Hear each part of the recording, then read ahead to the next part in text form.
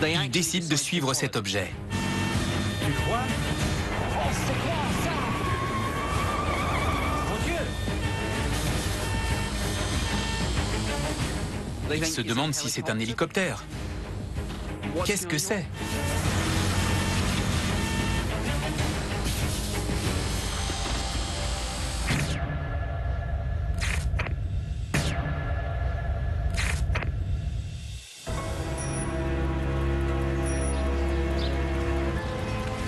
Bonsoir. Ainsi, nous sommes à la frontière ce soir. Bien sûr. Espérons que ça va être calme. Ah oui.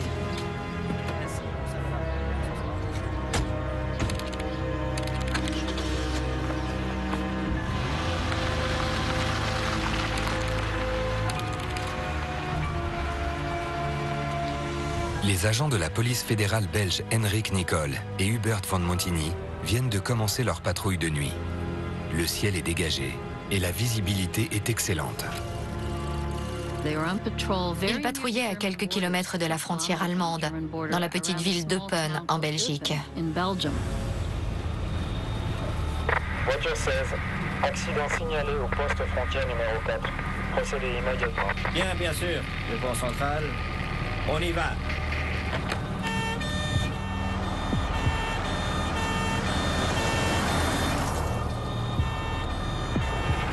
Oh!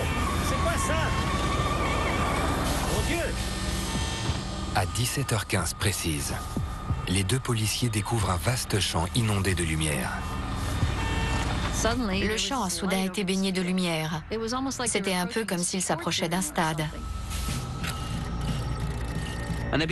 Ils se demandent ce que c'est. D'où vient cette lumière vive? Ils regardent autour d'eux. Ils se demandent si c'est un hélicoptère. Mais d'après eux, aucun projecteur ne serait capable d'éclairer tout un champ comme ça. Quand ils distinguent enfin la forme de cet objet, ils comprennent que ce n'est pas un hélicoptère. Ils ont levé la tête et ont vu un objet triangulaire qui comportait 3 puissants phares, un à chaque angle du triangle et un phare rouge au centre, et pas le moindre bruit.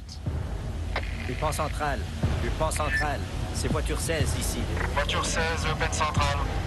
Quel est votre statut, s'il vous plaît?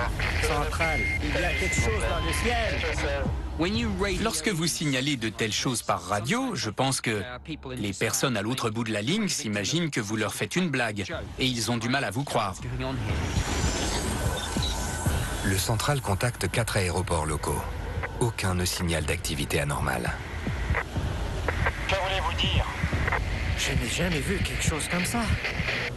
L'objet se rapproche. Très certainement, ils étaient partagés entre la peur et l'émerveillement. Quelle que soit la nature de cet objet, il a provoqué des émotions inhabituelles et intenses chez les deux hommes. Le mystérieux objet finit par s'éloigner en direction du sud-ouest. Leur premier instinct est de mener l'enquête. Et donc, bien qu'ils soient potentiellement face à quelque chose pouvant représenter une menace pour eux, ils décident de suivre cet objet. Ce qui a commencé comme une patrouille ordinaire prend alors un tout autre tournant.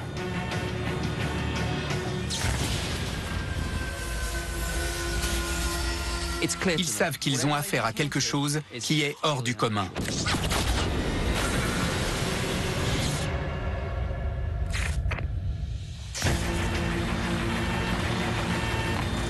Deux policiers belges aperçoivent un étrange appareil triangulaire au-dessus d'un champ. Lorsque celui-ci s'éloigne, ils partent à sa poursuite, déterminés à élucider ce mystère.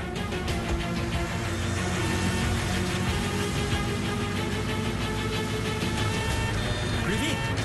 Plus vite! Il faut aller plus vite! D'accord.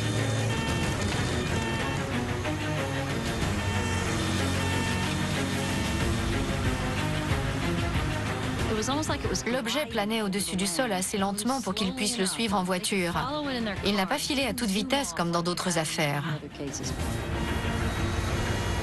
En soi, la vitesse de l'objet est intéressante et inhabituelle. On s'attend à ce qu'un objet volant se déplace à plusieurs centaines de kilomètres à l'heure. Tu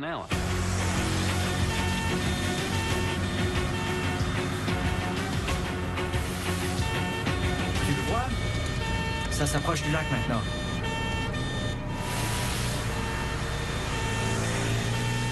Ils ont suivi l'appareil jusqu'à un lac à la sortie de la ville.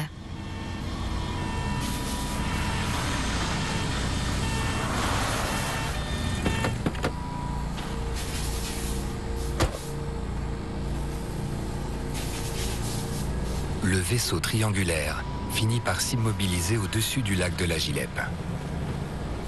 À ce moment-là, l'OVNI se trouve à 90 mètres d'eux et à 75 mètres au-dessus de l'eau.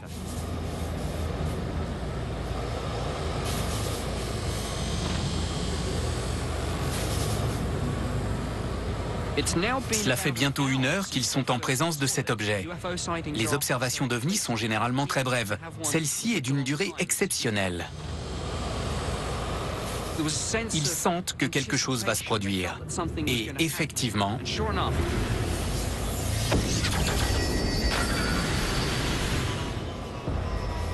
Une boule de lumière rouge, c'est la meilleure description qu'on puisse en faire, a jailli de l'appareil. Puis l'a réintégré. Ils ont comparé cela à un plongeur sous-marin armé d'un fusil qui tirerait un projectile attaché à un fil pour capturer un poisson et le ramener. Il est très difficile de savoir ce qu'était cette boule de lumière rouge. Peut-être une espèce de sonde destinée à prélever un échantillon d'eau. C'est une pure hypothèse. est-ce que cet objet surveille la zone? Est-ce qu'il effectue des recherches? Qu'est-ce que c'est? Et ils ne sont pas au bout de leur surprise.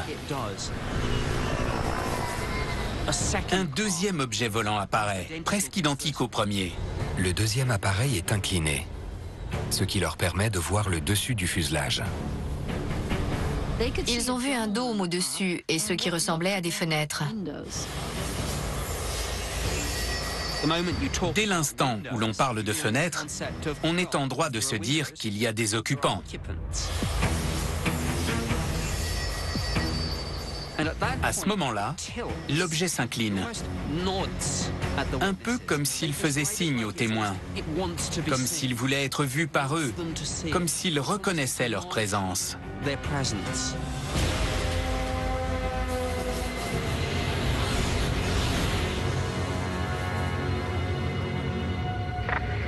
Voiture 16, c'est Open Central. Voiture 16, recevez-vous?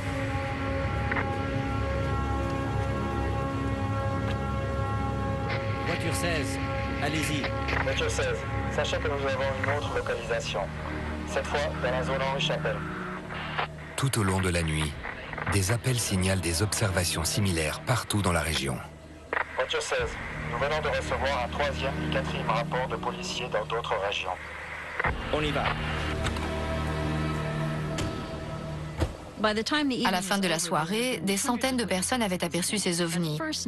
On estime à 1500 le nombre de témoins cette nuit-là.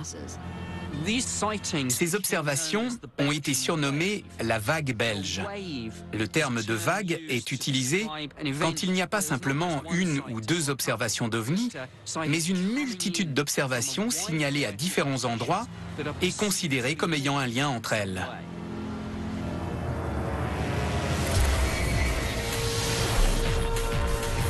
Les événements survenus le 29 novembre 1989 ont été décrits par 30 groupes de témoins et par 13 agents de police à 8 endroits différents. 4 mois plus tard, le 30 mars 1990, la police belge signale de nouveau un objet volant non identifié au-dessus de la Belgique. L'armée de l'air belge dépêche 2 F-16 pour l'intercepter. Après que des dizaines de témoins au sol affirment avoir vu l'appareil poursuivi par les 2 F-16, les pilotes, eux, disent ne pas avoir vu d'objet. Le mois suivant, un photographe immortalise un mystérieux appareil. Mais il finira par avouer que son cliché était un canular. Sur environ 2000 dossiers enregistrés au cours de la vague belge, 650 ont été étudiés. 500 demeurent inexpliqués.